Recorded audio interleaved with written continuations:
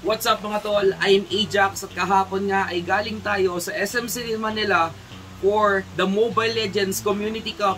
At kahapon, ang dami naging ganap doon sa ating event. And of course, nandyan yung mga tropa natin ng mga shoutcasters. Nandyan sila Joshi Cakes and si Qwerty. And of course, nandyan din yung mga ibang tropa natin na pumunta.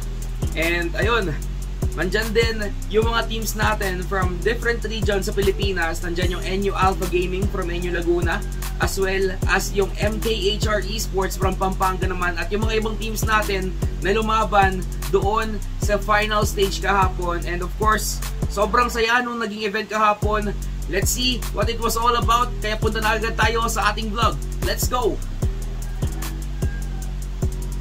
What's up mga tol? I am Ajax at nandito tayo ngayon sa SM City Manila, at nandito tayo of course for the Mobile Legends Community Cup Campus Edition. At nandito tayo ngayon, nakita natin kanina yung mga laban between NU Laguna and of course TIP Manila. At syempre, habang nasa break tayo ay mga interview muna tayo ng mga tao dito. Kaya tara na, let's go!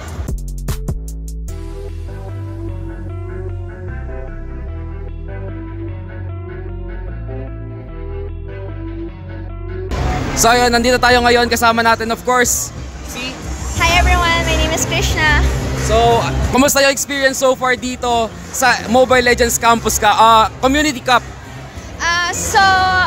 Ang experience ko is medyo nakaka-haggard siya since from day one, ginawa na namin siya ng paraan since ang unang stop is NU Laguna. So I was one of the event organizer that time, and ako din yung naging host nung sa school din namin. So ngayon na nagkakaroon na kami ng grand finals dito sa SM Manila is one of the things na parang nakaka-overwhelm sa amin kasi first time namin gawin to kasama yung organization na partner namin.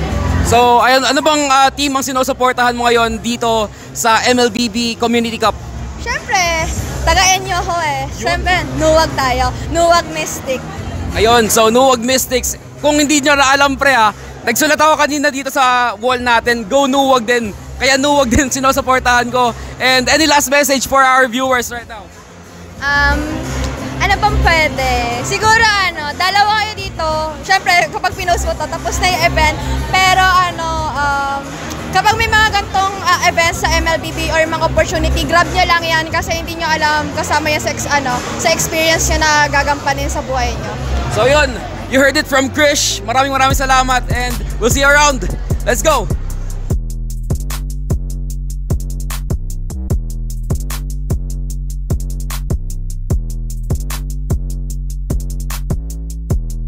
Mo, ano yung magandang pick na nalubi yung digital laban sa MKHR?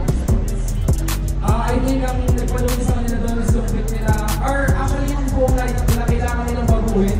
Meron kasi silang mga heroes na kinuha for the counter, kaso nga lang kakapos nito up against the lineup of MKHR. Meron silang makalis, andyan din yung makunat na heroes sa Subarats tsaka yung Minotaur. Kahit nasa natigrade yung heroes ng mga MKHR, magiging kulang pa rin yung duration ng stun to burst down the heroes, lalo na kapag meron sila mga lifeline or utilities na tulad ng sa Catalyst na Netherlands.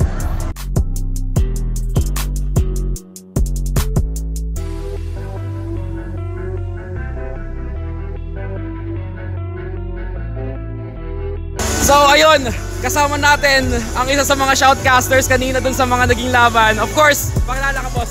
Hi guys, Gles, also known as Qwerty. Ayun, kamusta yung experience mo dito sa MLBB Community Cup? Pause na ako, wala pang finals, magpa-finals pa lang. Pero masaya kasi nakakatuwang makita, hindi lang yung community but even yung students. So, kumbaga all in all talaga, halo, mix. Ano yung mga naging favorite mo na moments dito so far? Yung yung first series, hindi mo ma-expect sino mananalo.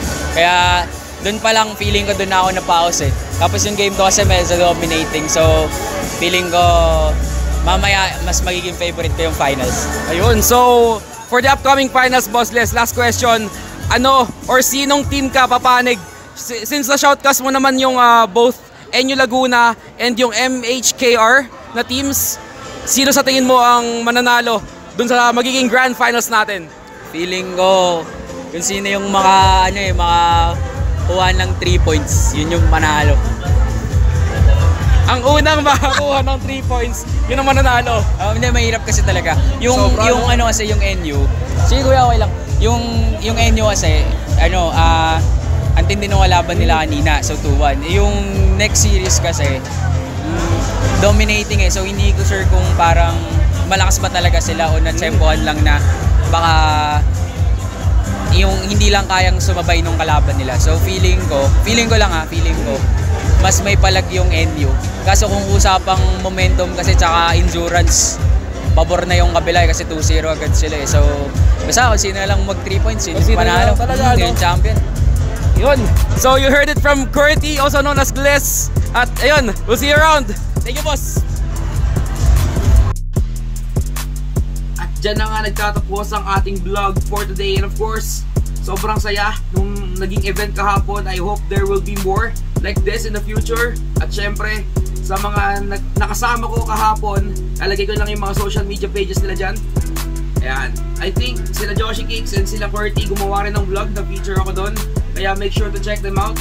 And of course, yung mga nakasama or na-interview ko din, tulad ni M-Krish, andyan yung social media pages nila. Ayan, lagay na lang dyan. And of course, sa description sa baba. Check na lang din. And ayun, once again, this has been Ajax and we will be seeing you soon sa mga susunod pang events. Let's go!